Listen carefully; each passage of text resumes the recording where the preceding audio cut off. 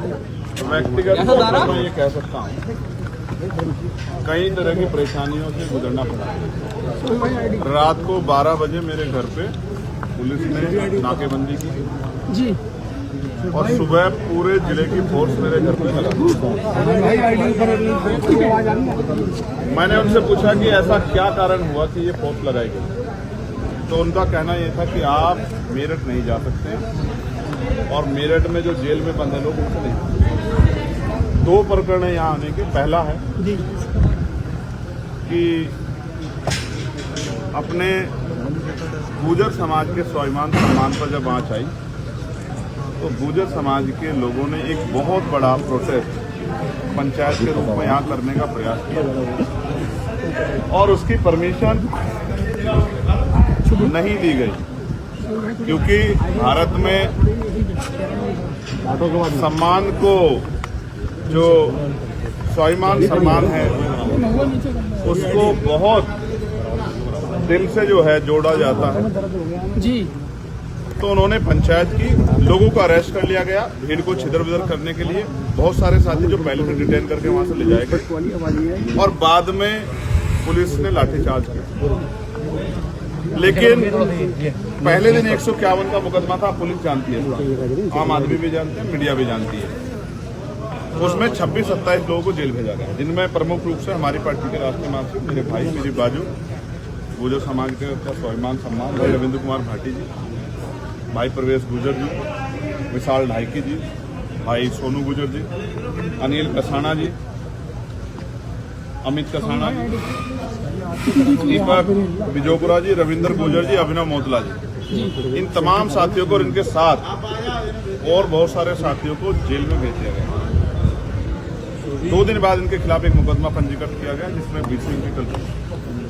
ये जो सारे लोग हैं ये अपने स्वाभिमान सम्मान के, अपने महापुरुषों के स्वाभिमान सम्मान की लड़ाई लड़ने आए और इनको मिला क्या सरकार की तरफ से? निर्दोष होते हुए जेल, अपमान, जातिगत गालियां। मैंने कहा था कि मैं वहां उनसे मिलने जरूर जाऊंगा। दूसरा प्रकरण है सलावा जी। अरे भैया कौन लग रहा था? तो मैं गुर्जर समाज के अपने भाइयों से मिला और मैं जिस तरह मैंने उनको सुना, मैं बहुत गारंटी से कहता हूँ ये राजनीतिक लड़ाई नहीं, ये सामाजिक लड़ाई। गुर्जर समाज के स्वाभिमान सम्मान पे हमला हुआ है और गुर्जर समाज के नौजवान इसको बर्दाश्त नहीं करते।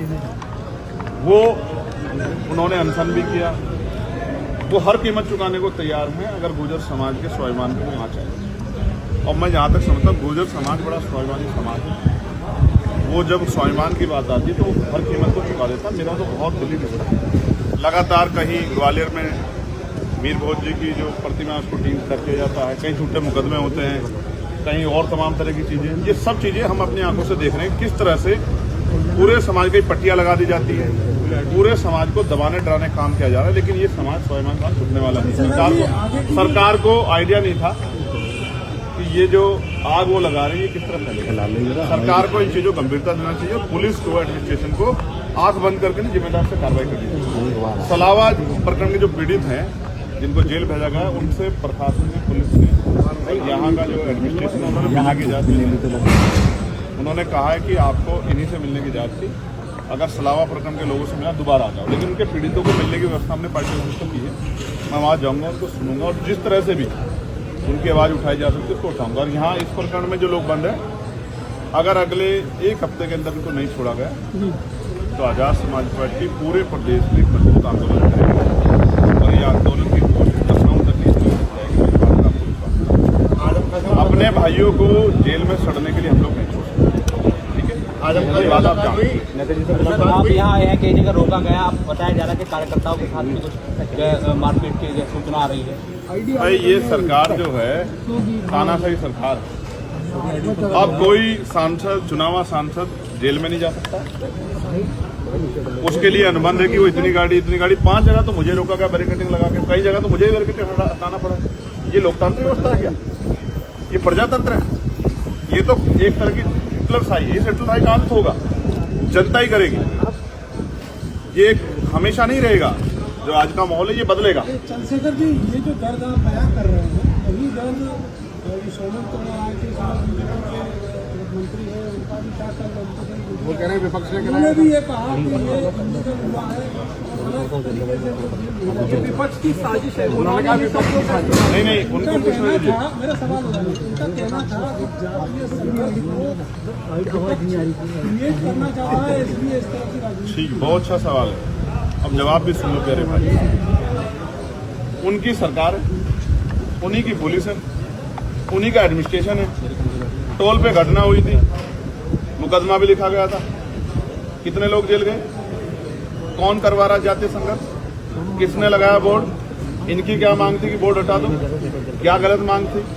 मैं तो आज ही कह रहा हूं, हालांकि मैं क्योंकि जातियों का समूह है मैं बोलता नहीं हूं, लेकिन सम्राट मीर भोज जी को लेकर जो प्रकरण चल रहा है, मैं इस राज्य सरकार से मांग करता हूं कि वो उसको कोर्ट में ले जाए और सुप्रीम कोर्ट उस पर डिसीजन दे कि ये जातियों में जो है बांट कर और जिस तरह का विवाद कराने की कोशिश की जा रही है सरकार द्वारा, कोई भी विवाद सरकार के बगैर नहीं होता है, तो ये खत्म हो जाए, इसमें स्पष्ट हो जाए।